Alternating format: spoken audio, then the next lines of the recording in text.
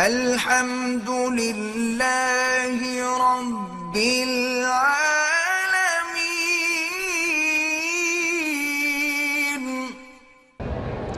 اگر صحابہ کرام جو ہیں وہ کس طرح رشتہ بھیجتے تھے، کسی عورت کو کہہ دیتے تھے یا وہ صحابی خود جا کے ان کے والد کو کہہ دیتا تھا؟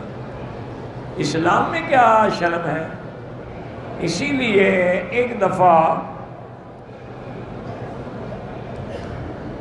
سیدنا عثمان رضی اللہ تعالی عنہ کو سیدنا عمر نے خود جا کے اپنی بیٹی کا رشتہ پیش کیا، لیکن حضرت عثمان خاموش رہے، کوئی بات نہ کی، نہ انکار کیا نہ اقرار کیا۔ حضرت عمر کو غصہ آ گیا کہ بھئی یہ کیا بات ہے؟ بھئی تم نے رشتہ کرنا ہے تو ہاں کرو، نہیں کرنا کہہ دو میں نہیں کرتا۔ یہ تو کوئی جواب نہیں نا کہ آدمی چپ کر کے بیٹھا رہے۔ وہ حضور کی خدمت میں آئے، انہوں نے کہا حضرت عثمان نے میرے ساتھ اچھا نہیں کیا، حالانکہ میں نے عثمان کی عزت و عظمت کے پیش نظر اپنی بیٹی کا خود رشتہ پیش کیا، لیکن اس نے مجھے جواب ہی نہیں دیا۔ حضور مسکرائے، فرمایا عمر ناراض نہ ہوں، تیری بیٹی کا رشتہ اس بندے سے ہوگا جو عثمان سے افضل ہے، اور عثمان کا اس لڑکی سے رشتہ ہوگا جو تیری بیٹی سے افضل ہے۔ حضرت عمر کہتے ہیں مجھے مسئلہ سمجھ نہ آیا، لیکن بعد میں جب میری بیٹی حضور کی بیوی بنی تو مجھے سمجھ آ گیا ابھی عثمان سے تو حضور کی شان زیادہ ہے، اور حضور کی بیٹی جب عثمان کی بیوی بنی مجھے سمجھ آ گیا کہ میری بیٹی سے تو حضور کی بیٹی کی شان زیادہ ہے۔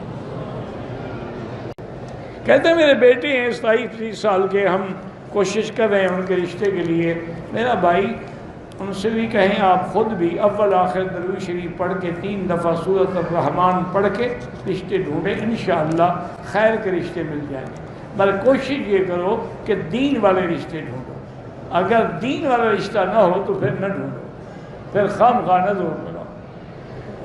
ایک طالب العلم تھے حضرت لاہوری رحمۃ اللہ علیہ کے، انہوں نے کہا کہ حضرت میں ایک جگہ شادی کرنا چاہتا ہوں، اب میرا ماں باپ تو آپ ہی ہیں، تو مہربانی کر کے اگر آپ گھر والوں سے کہیں کہ ان کو جا کے ذرا دیکھ لیں، ان کے گھر کو، ان کے بچوں کو بھی، اور بات ٹھیک ہو تو پھر میری بات پکی کر دیں۔